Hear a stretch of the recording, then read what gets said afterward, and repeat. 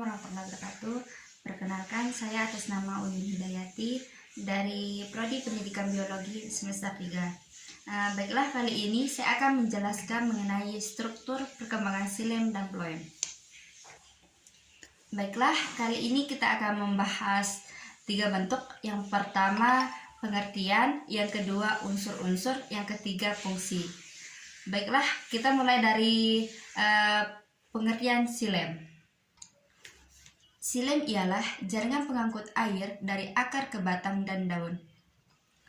Xilem juga merupakan jaringan dewasa dan tersusun dari berbagai macam sel. Xilem juga terdiri dari beberapa unsur, yakni unsur trakea dan unsur trakeada. Fungsi xilem pada jaringan yaitu sebagai alat transportasi atau alat pengangkut. Jaringan ini berfungsi untuk mengangkut air mineral dan juga zat hara dari akar ke daun. Selanjutnya, semua kandungan tersebut akan disebarkan ke semua bagian tumbuhan. Zat-zat tersebut nantinya akan diserap di dalam tanah oleh akar dan selanjutnya akan diangkat menuju seluruh tumbuhan. Ciri-ciri xilem yang pertama, memiliki dinding sel yang tebal. Yang kedua, sebagai triple trakea. Yang ketiga, pembuluh kayu tersusun dari berbagai macam sel. Yang keempat, di dalam xilem terdapat kandungan lignin. Dan yang kelima, pembuluh kayu disusun dari sel-sel sudah mati. Dan yang terakhir, pembuluh kayu tersusun dari trakea, serabut pembuluh kayu. Struktur xilem. Perlu Anda ketahui bahwa komponen penyusun pembuluh kayu terdiri dari trakea, trakeida, serta parenkim pembuluh kayu. Yang pertama, trakea. Trakea merupakan komponen pada jaringan xilem yang memiliki dinding tebal yang terdiri dari tabung. Yang kedua, trakeida. Apa itu trakeida?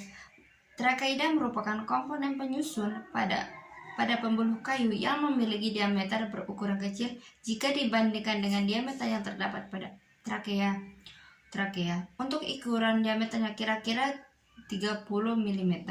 Yang ketiga, parenkim xilem adalah parenkim pembuluh kayu yang merupakan bagian yang berupa sel-sel hidup. Baiklah, kali ini kita akan melanjut ke pengertian phloem. Phloem berfungsi sebagai pengangkut dan mengedarkan zat-zat makanan hasil fotosintesis dari daun ke seluruh bagian tumbuhan. Phloem tersusun atas sel-sel yang masih aktif atau hidup dan sudah mati. Jaringan phloem merupakan suatu jaringan dewasa yang kompleks. Phloem terdiri dari beberapa sel atau unsur-unsur kibral, sel pengantar, dan sel albumen. Serat-serat phloem. Unsur-unsur kibral atau tapis terdiri atas 2 macam, yaitu sel-sel tapis, komponen pembuluh tapis. Sel-sel pembuluh tapis memiliki dinding melintang yang berfungsi sebagai sekat-sekat. Sekat-sekat itu mempunyai terdapat pori-pori dan berfungsi sebagai tapisan atau saringan parenkim. Phloem adalah jaringan parenkim yang terdapat dari berbagai pembuluh tapis phloem.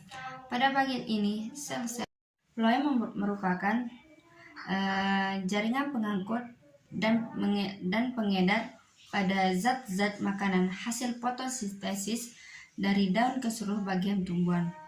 Phloem tersusun atas sel-sel yang masih aktif atau hidup dan sudah mati. Unsur-unsur pada jaringan phloem. Unsur-unsur pada jaringan phloem. Yang pertama, parenkim phloem. Unsur jaringan phloem yang letaknya ada di jaringan pengangkut tapis. Yang kedua, sel pengantar. Sel pengantar yang bersifat merisitematis. Fungsi dari sel ini adalah untuk membawa hormon penyembuh luka. Yang ketiga, daerah tapis adalah yang daerah noktah yang sudah termodifikasi dan kelihatan seperti daerah cekung pada dinding yang berpori-pori sel-sel albumin. Yang keempat, sel albumin merupakan sel mati yang berfungsi untuk melindungi sel pengantar serat-serat floem. Yang kelima, untuk floem primer, letaknya ada pada organ tumbuhan yang pertumbuhannya memanjang. Yang selanjutnya, fungsi floem pada tumbuhan. Yang pertama, menyalurkan hasil fotosintesis. Yang kedua, sebagai tempat penyimpanan zat organik. Kesimpulannya, xilem dan floem adalah komponen sistem jaringan pembuluh pada tumbuhan.